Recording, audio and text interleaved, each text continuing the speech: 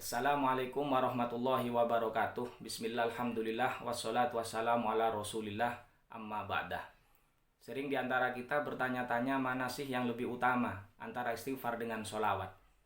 Istighfar dan sholawat adalah dua hal yang sama-sama menguntungkan, sama-sama mempunyai kelebihan masing-masing. Istighfar di dalam Al-Quran disebutkan ada 68 kali kurang lebih disebutkan di dalam Al-Quran dengan berbagai bentuk kata-katanya, varian bacaannya, varian kosakatanya. Kemudian sholawat juga diperintahkan oleh Allah Subhanahu wa Ta'ala di dalam Al-Quran.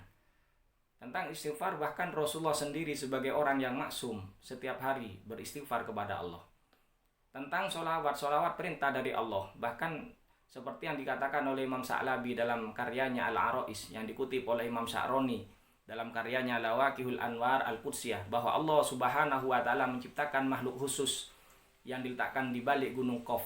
Gunung Qaf ini adalah gunung yang diperselisihkan antara para ulama, tentunya antara ulama batin dan ulama dohir. Ulama batin mengatakan bahwa Gunung Qaf ini ada, sedangkan ulama dohir mayoritas mengatakan Gunung Qaf ini tidak ada. Ini kontroversi. Yang tidak kontroversi itu gunung kembar ya. Kalau gunung kembar semua sepakat ada. Tapi kalau Gunung Qaf ada yang mengatakan ada yang mengatakan tidak ada.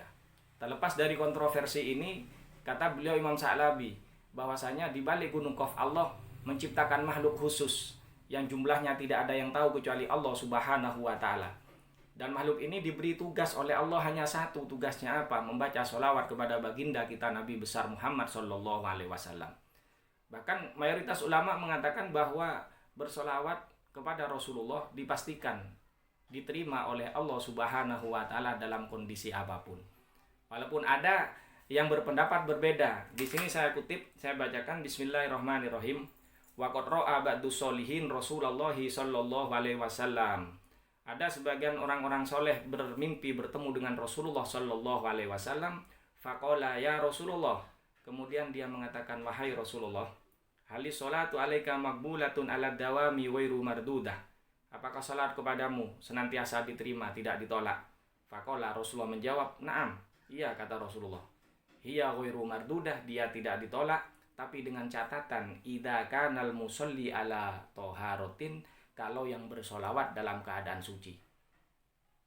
Artinya apa? Kalau tidak suci bagaimana? Ya kita simpulkan sendiri. Kalau kita memahami terbalik atau mafhum mukhalafah, otomatis kalau tidak dalam keadaan suci belum tentu diterima oleh Allah Subhanahu wa Ta'ala. Ini satu riwayat seperti ini, berbeda dengan mayoritas ulama yang mengatakan pasti diterima dengan alasan apa? Di samping memuliakan kepada Rasulullah Sallallahu Alaihi Wasallam, juga berdasarkan kepada hadis man shalla alayya marratan sallallahu alaihi asro marrat, atau sallallahu alaihi asrotan, dengan berbagai bentuk macam riwayat yang berbeda-beda. Intinya siapa yang bersolawat kepada Rasulullah, pasti Allah akan bersolawat kepadanya minimal 10 kali. Ketika Allah bersolawat berarti diterima oleh Allah Subhanahu wa Ta'ala. Ini yang menjadi alasan dari mayoritas ulama. Terlepas dari itu semua, istighfar dan solawat kembali kepada pokok permasalahan dan pertanyaan, mana yang lebih utama? Maka sebenarnya istighfar dan solawat ini adalah dua perkara yang tidak perlu kita beda-bedakan, karena ada tempatnya masing-masing. Istighfar dan solawat ini ibaratnya adalah vitamin.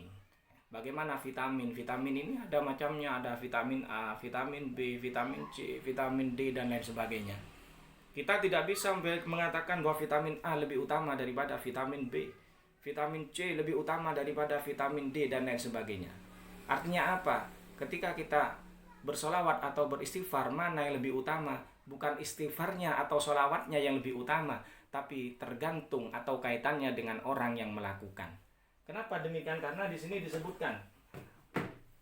Kalau di sini dianalogikan al-istighfaru bimanzilatil ghusli wassalatu ala nabi sallallahu alaihi wasallam bimanzilatit tibi. Istighfar itu ibaratnya sama dengan mandi, sedangkan sholawat kepada Nabi itu diibaratkan sama dengan minyak wangi. Kalau kita ingin bersih, maka kita mandi. Kalau kita ingin wangi, maka kita pakai minyak wangi. Maka istighfar dan sholawat punya fungsi yang berbeda-beda. Maka disimpulkan di sini famangkana katsirud dunub fal afdalu lahul istighfar. Barang siapa orang yang banyak dosanya, maka yang lebih utama bagi dirinya adalah baca istighfar.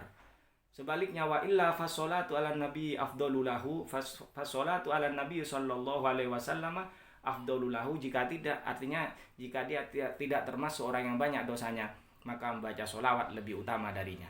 Bukan istighfar dan sholawatnya yang lebih unggul dari yang lainnya, tapi tergantung pelakunya, tergantung personnya. Ibarat vitamin tadi, kita tidak bisa mengatakan vitamin A lebih utama daripada vitamin C, karena sama-sama dibutuhkan oleh tubuh kita.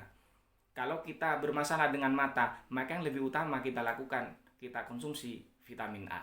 Kalau kita ingin meningkatkan daya tahan, imunitas, atau kita sariawan, maka yang lebih utama kita mengkonsumsi vitamin C.